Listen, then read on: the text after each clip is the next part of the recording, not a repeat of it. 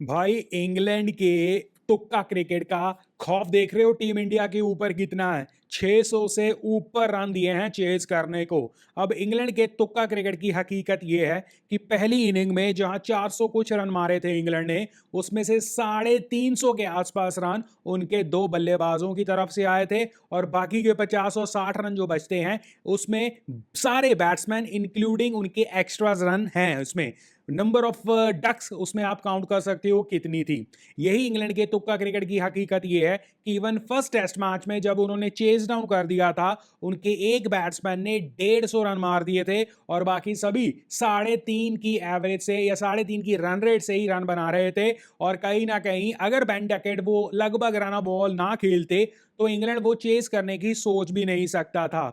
उस तुक्का क्रिकेट के ऊपर, जिसे हम बैस बॉल भी कहते हैं, इंडिया का इतना डर। अब यहां तक ठीक है, अगर पांचवें दिन आप जाते हो, बारिश नहीं आती है, या आपने नंबर ऑफ ओवर्स डाल दिए, इंग्लैंड ऑल आउट हो गया, दिस एंड दैट, और आपने जीत लिया, तो आप पर कोई क्रिटिसिज्म नहीं कर सकता, क्योंकि ultimately Jeet will be the only deciding factor कि आपकी डिक्लेरेशन सही है या बुरी है। बट अगर हम एक एनालाइज करें एक चीज को, एक पूरे सिनारियो को, कि आपको 600 से ज्यादा रन वो भी एक दिन में देने का चस्का चढ़ा है और तब आप अपने आप को सेफ महसूस करते हो, विच इज अ स्ट्रेंज। मुझे लगता है सिर्फ और सिर्फ इंग्लैंड ही गलत ट्रैक पर नहीं है, इंडिया भी कोई बहुत अच्छे सही ट्रैक पर नहीं है। या फिर हमने वाकई ही ऑस्ट्रेलिया में जो बीजीटी में देखा था, जो हमारे स्टैंडर्ड्स बन गए हैं ड्रॉ करवाने के बाद, ये वाली सेलिब्रेशन देखने के बाद, कि हमारे स्टैंडर्ड्स यही कहते हैं और हम ड्रॉ से भी खुश हैं। क्या हम ड्रॉ से खुश हैं?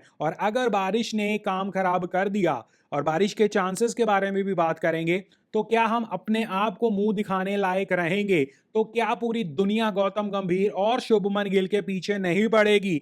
ये इंटरेस्टिंग क्वेश्चन है। और भला हो जाते जाते जो रूट की विकेट हमें मिल गई है एंड ऑफ द डे 4 में, और England already 3 wickets are down, but पूरे तेवर हैं भाई इनके, 16 ओवर डले हैं, उसमें 72 रन, 4.5 की रन रेट उन्होंने मेंटेन की है। बट आई डोंट थिंक सो वो इतने बेवकूफ हैं कि 600 प्लस का टोटल ऑन बोर्ड लग जाए और वो उसे भी चेज करने की सोचें और अपनी विकेट्स गिरवाने की कहीं ना कहीं चांसेस दें। इट इज ऑल, मुझे लगता है कहीं ना कहीं थोड़ा बहुत बारिश का सहारा अगर मिल गया इंग्लैंड को, तो कहीं ना कहीं इंग्लैंड को आसानी हो जाएगी।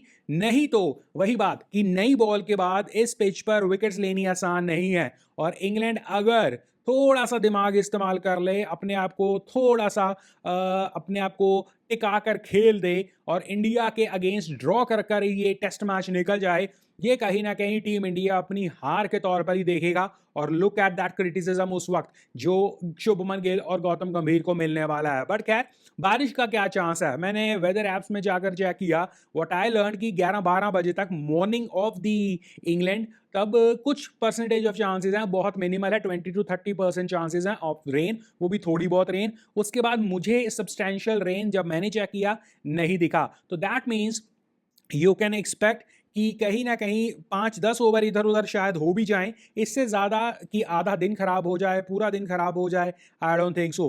पिछले टेस्ट मैच में chances of rain were comparatively high, और हमने देखा भी था किस तरह बादल आ रहे थे, जा रहे थे, बारिश आ रही थी, बारिश पड़ रही थी, बीच बीच में से players were going of and on.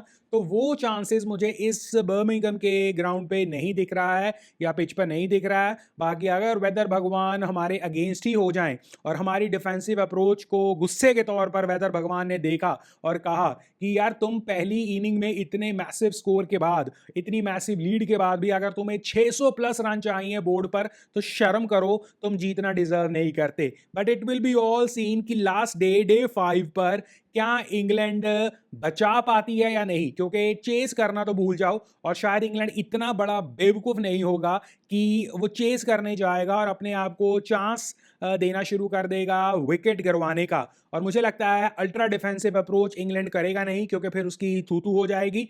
तो it will be a moderate game, कि इंग्लैंड अपना नॉर्मल क्रिकेट खेलेगा, अच्छी बॉल्स को रिस्पेक्ट करेगा, और कहीं ना कहीं नॉर्मल क्रिकेट जो अभी उन्होंने मेंटेन किया है 4.5, मे बी 3.5-4 के आसपास अपनी एवरेज को या रन रेट को मेंटेन कर कर वो प्ले ऑन करेगा। और अगर उन्हें जरूरत पड़ गई कि उनकी विकेट्स अर्ली गिर गई और गिर गई, लास्ट की 3-4 विकेटें will go in complete defensive, क्योंकि तब they will take your chances कि कंप्लीट डिफेंसिव मोड पर आ जाओ। बट तब तक I think they will go की अपनी नॉर्मल अप्रोच, बट उस नॉर्मल अप्रोच को बिल्कुल ये मत सोचा जाए कि इंग्लैंड गलती से भी इस टोटल की तरफ चेज करने की सोचेगा, क्योंकि पॉसिबली होगा नहीं ये। इसके अलावा ये अप्रोच बुरी क्यों है? हाँ, वो जीत जाते हैं, वो भला ही एक सेशन पहले जीत जाते हैं, तो सभी ये कहेंगे कि वाह क्या डिक्लेरेशन की है, प्रेशर बनाया।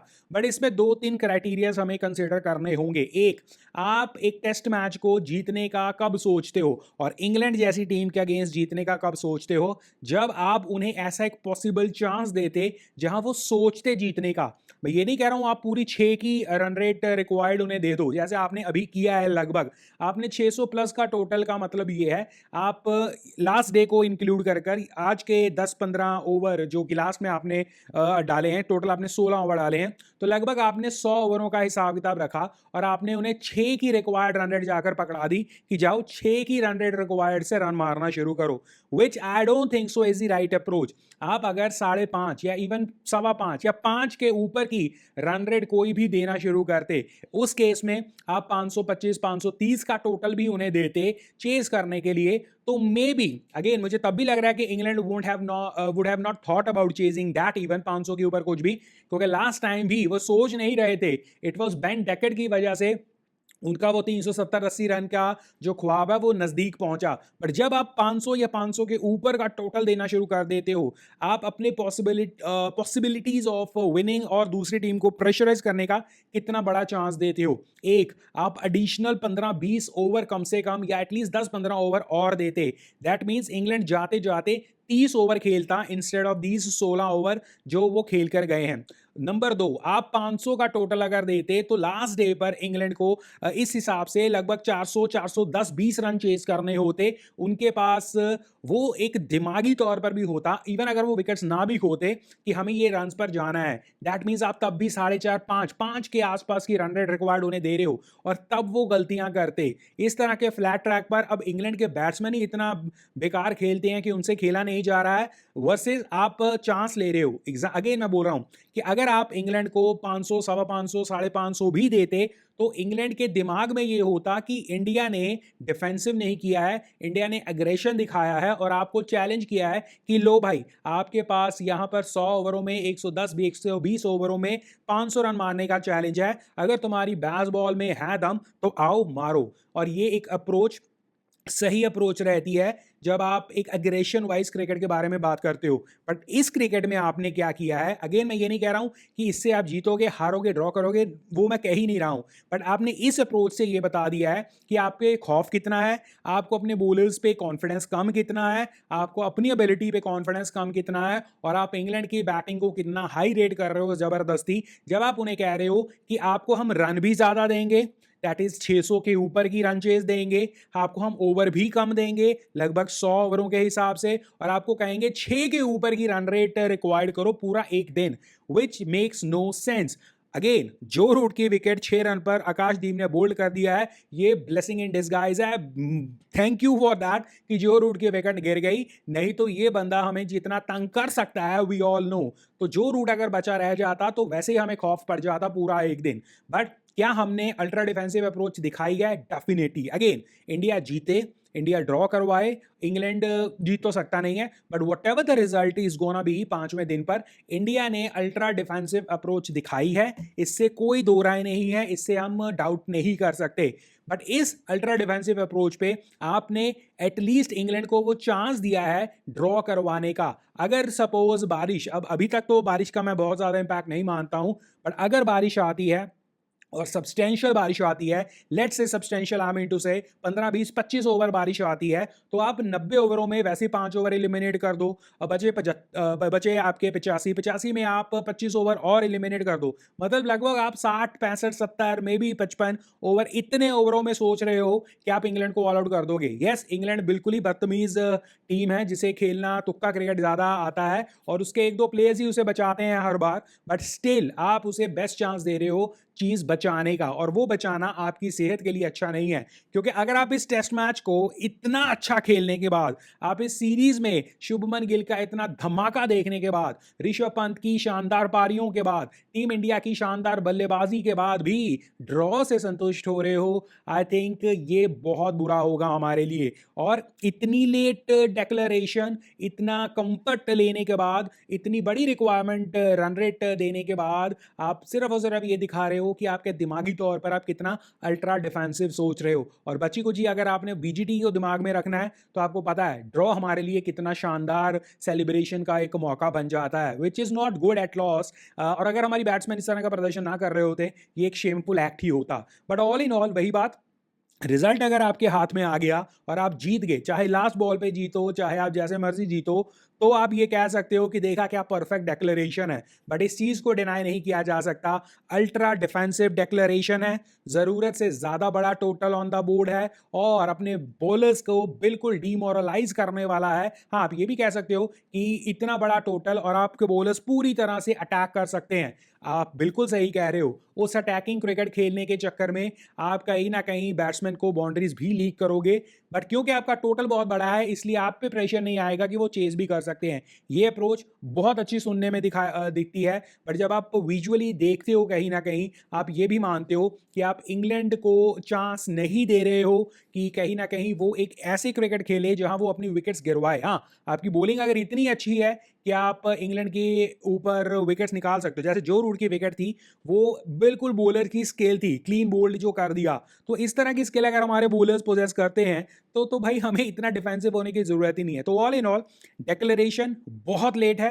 डिक्लेरेशन के ऊपर कहीं ना कहीं सवाल तभी उठेंगे अगर ये मैच ड्रॉ होता है, अगर इंडिया आराम से जीत जाता है या इंडिया जीत जाता है इस मैच को, तो ये declaration, late declaration, ultra defensive declaration कहीं ना कहीं काउंट में नहीं आएगी। सो ऑल आई होप कि बारिश हमें तंग ना करे और इंग्लैंड अपना तुक्का क्रिकेट जो खेलता है वो खेलने की कोशिश करे। हालांकि वो चेस करने नहीं जाएंगे, बट स्टिल जो भी जैसा भी वो खेलेंगे हमारे बॉलर्स उनकी विकेट निकाल देंगे। ओनली प्रॉब्लम विल बी कि ऑलरेडी 16 ओवर पुरानी बॉल हो गई है और हमने सीरीज में देखा है कि 10 15 20 ओवरों के बाद बॉल कहीं ना कहीं आई डोंट थिंक सो आपके लिए बहुत फ्रूटफुल होती है। अगर मैं पहली इनिंग का स्कोर भी देखूं या पहली इनिंग में भी देखूं, जब ये 85 पर 5 हो गए थे तो 21 ओवर वहां पर टोटल बॉल हुए थे और बेन स्टोक्स की विकेट जैसी थी उसमें बॉल ने कुछ खास नहीं किया था, बट फिर भी मान लेते हैं। तो दैट मीन्स 20-22 ओवर तक आपको इंपैक्ट मिलता है, जो कि 16 ओवर आपके ऑलरेडी हो गए हैं। उसके बाद नेक्स्ट विकेट आई थी सीधा 82वें ओवर में, 82nd ओवर में, वो भी हैरी ब्रूक की 387 पर। सो 84 फॉर 5, 387 फॉर 6। इसमें सिर्फ और सिर्फ बैट्समैन की स्किल नहीं हम कह सकते हैं, इसमें हम ये डेफिनेटली कह सकते हैं कि पिच कहीं ना कहीं पिच का या बॉल का इतना साथ मिलता है कि 15-20 ओवरों के बाद आपको विकेट्स निकालनी लगभग इम्पॉसिबल हो जाती है यहाँ पर, या बहुत दिक्कत आती है। तो वो चीज़ हमें अगर हम काउंट पे करें तो कहीं ना कहीं इंग्लैंड के लिए अच्छी बात है कि उन्हें कम टाइम प्ले करना पड़ेगा। बट यही अगर हम डेक्लरेशन ढंग से करते, 500 रन के आसपास उन्हें देते और सब्सटेंशियल टाइम, हु नोज कि हमने 15 ओवर डाले हैं और हम 30 ओवर डालते, अभी 3 विकेटें गिरी हैं, क्या पता 6 विकेटें गिराकर चले जाते, हु नोज कि 1 विकेट ही गिरती। स्टिल 5वें दिन पर इंग्लैंड को एक चांस मिलता कि हम शायद इस टोटल की तरफ जा सकते हैं, और तब बैट्समैन गलतियां भी करता है और तब बैट्समैन की विकेट गिरने के चांसेस ज्यादा होते हैं एक नॉर्मल टर्म्स में। बट वही बात, अगर आपकी किस्मत में लिखा है ये मैच जीतना, तो कहीं ना कहीं ना बारिश आपको तंग करेगी ना कुछ और, आप जीत जाओगे और आपकी डिक्लेरेशन छुप जाएगी। बट अगर बारिश ने सोचा कि आपको तंग करना है या इंग्लैंड के बैट्समैन बचाकर निकल गए, तो क्या हम अपने आप को मुंह दिखाने लायक रहेंगे? क्योंकि ये मैच में आफ्टर सच ए शानदार इनिंग्स लाइक 427 सेकेंड इनिंग में और पहली इनिंग में 587, इतने मारने के बाद भी अगर हम ड्रॉ से संतुष्ट होना पड़ेगा तो हमारे लिए वो अच्छा नहीं है। बट खैर, शुभमन गिल की पारी, आई मीन हर इनिंग में जो शुभमन गिल कर रहे हैं, इट इज सेंसेशनल। मुझे लगता है इंग्लैंड की strategy to give batting tracks उन्हीं के ऊपर बैकफायर मार रही है। एक तो इंडिया को बहुत रास आ रहा है, शुभमन गिल को तो जरूरत से ज्यादा रास आ रहा है, और इंग्लैंड कहीं ना कहीं उसी जाल में फंसता जा रहा है। और शायद इंडिया ने यही किया है कि भाई तुम जीत नहीं सकते हो, अब हमारा ही जोर चलेगा जितना चलेगा। और आई थिंक इंडिया ने यह भी एक मेक श्योर किया है कि वेदर हमारे हाथ में नहीं है, तो हम उस वेदर को देखकर डिक्लेरेशन या किसी भी काम को नहीं करेंगे। हमारे हाथ में ये है कि हम 90 ओवरों में तुम्हारी विकेट निकाल सकते हैं, तो हम डिज़र्व करते हैं, नहीं तो हम ड्रॉ से संतुष्ट हैं। ये अप्रोच अगर इंग्लैंड के अगेंस्ट इंडिया चल रही है, which I personally not in favour of, but still India ने अप्रोच ये रखी है। इंग्लैंड अब कितना डिफेंसिव होगा, कितना बचाएगा, इट विल बी इंटरेस्टिंग। और अगर इंग्लैंड वाकई इतने मूर्खता के लेवल पार कर कर बैठा है कि वो दिखाएगा कि मैं चेज करने वाला हूं, जो कि शायद नहीं करेगा वो, स्टिल क्या वो विकेट बचा पाएगा, क्या वो प्रॉपर क्रिकेट खेल कर ड्रॉ करवा पाएगा? और इंग्लैंड अगर ड्रॉ कर गया तो क्या इंग्लैंड इसे बाद में अपनी जीत कहेगा? क्योंकि एज अ इंडियन मुझे लगेगा कि भाई ये मैच अगर इंग्लैंड ड्रॉ करवा कर निकल गया तो इंडिया की कहीं ना कहीं हार है। बाकी let us see, day 5 it be interesting. बारिश का मैं ज़्यादा नहीं मान रहा हूँ, बट अगर बारिश ने भी साथ इंग्लैंड का निभा दिया तो भाई हमें अपने आप को ही ब्लेम करने वाली बात हो जाएगी, क्योंकि हमने ही डेक्लेरेशन लेट की। और अगर हम जीत गए तो डेक्लेरेशन के ऊपर या लेट डेक्लेरेशन के ऊपर, अल्ट्रा डिफेंसिव डेक्लेरेशन के ऊपर पर्दा आ जाएगा।